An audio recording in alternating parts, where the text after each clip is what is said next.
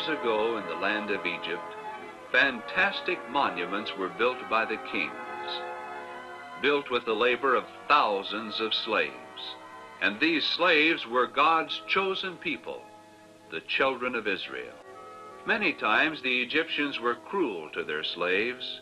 They beat them to make them work harder. The Israelites prayed that God would deliver them from this hard life, and God, hearing their prayers, prepared to take them out of the land of Egypt into the land of Canaan. First of all, God chose a leader for his people, a man by the name of Moses. Moses was a man whom the Lord could trust, and a man who trusted in the Lord. Moses was to be used by God to deliver his people from the power of Pharaoh, the king of Egypt. Moses appeared before the king and boldly began telling him what God had planned for the children of Israel. God wanted Pharaoh to let his people go. At first the king was scornful of Moses. God? Who was God to tell him what to do? After all, he was the great Pharaoh of Egypt. Moses warned Pharaoh that unless the children of Israel were set free, God would send great plagues upon the land of Egypt. But Pharaoh refused to listen. On one occasion, the Lord turned all the water in the land to blood. The air was filled with the stench of dead fish, and there was no water to drink anywhere. But Pharaoh refused to let the people go. Another time, God caused the land of Egypt to be overrun with frogs. Frogs in the streets, frogs in the houses, frogs in their beds, frogs everywhere. But Pharaoh's heart was as hard as before. On another occasion, flies were sent by the millions to torment the Egyptians. And still the king would not give up. But God continued to deal with Pharaoh to let his people go. Finally, the king had had enough. He called for Moses and told him to take the children of Israel and get out of Egypt and stay out.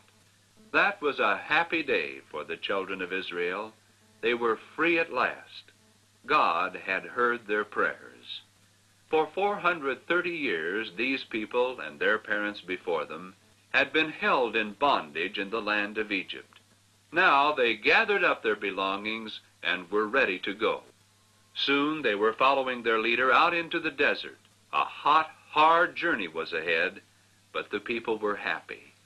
They were heading for a new life and a land of plenty. What a sight they were! A whole nation of people, hundreds of thousands of them, with their cattle and all their belongings strung out across the desert. One day something happened that caused a murmur of fear to run down through the column of people. They pointed and they whispered. What strange thing did they see? A huge cloud had appeared before them, and such a cloud they had never seen before. The people stood still in wonder. Then Moses said to the people, "Don't be afraid. The Lord God himself is appearing unto us as a pillar of cloud by day and a pillar of fire by night. And we know by the cloud that the Lord is with us and is leading the way." Up to now, the Israelites had been headed directly toward the land of Canaan, and if they went on that way, they would soon come into the land of the Philistines. That would mean just one thing: war. The Lord knew that if his people should see war, they'd become discouraged and want to go back to Egypt. So one day God spoke to Moses and told him to change the direction of travel. The Lord wanted the people to turn south toward the Red Sea. Moses may not have understood why, but he trusted in the Lord, and so he gave the order for the people to turn toward the Red Sea. The people didn't understand it either, but they did what their leader told them to do.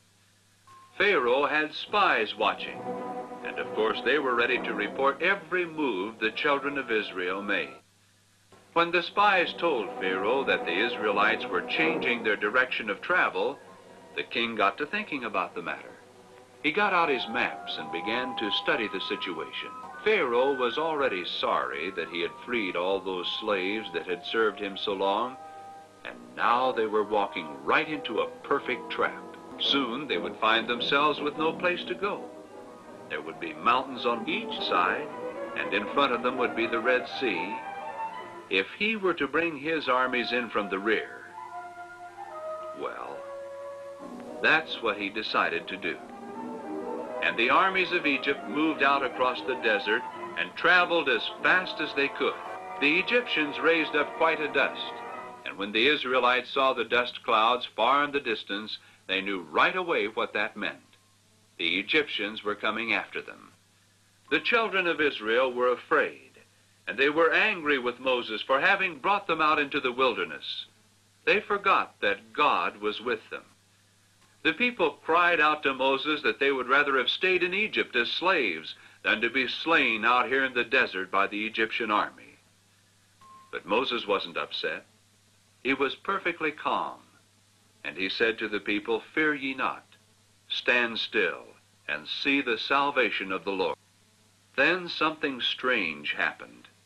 Pharaoh's soldiers saw it too, but they thought it was a cloud, a great dark cloud moving in between their camp and the camp of Israel. On the side of the Egyptians, the cloud made everything so dark they thought they'd better wait till morning to recapture their slaves. But on the other side of the cloud, it was different. To the children of Israel, it was a pillar of fire. They could see everything clearly, and the light showed they were trapped, hemmed in by mountains and the Red Sea. Any minute the Egyptians would come riding down on them, and there was no place to go. Why had God allowed this terrible thing to happen to them? As the people watched, Moses, their leader, walked apart from them, right up to the edge of the sea. Then Moses did something that God had told him to do. He lifted up his rod, and a strong wind began to blow.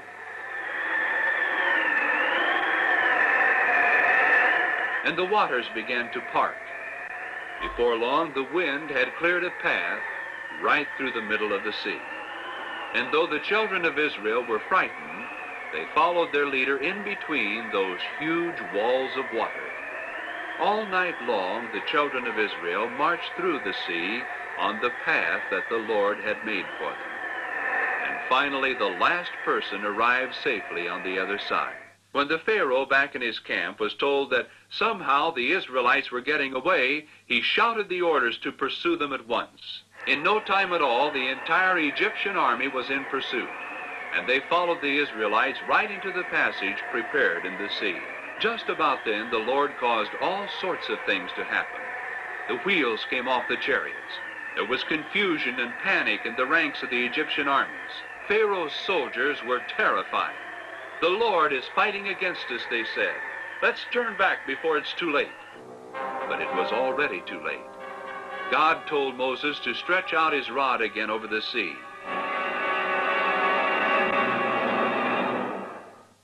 And the chariots, the horsemen, and all the host of Pharaoh were covered. Not one of them escaped. So it was that all of Pharaoh's armies, because they knowingly and willfully acted against the will of God, were destroyed in the midst of the Red Sea. But Moses and the people sang a song of praise and gave thanks to God for the miraculous way he had delivered them from their enemies. The story of the Red Sea doesn't belong just to the past. It has a message for today. Egypt is a picture of the world, and slavery represents the bondage of sin.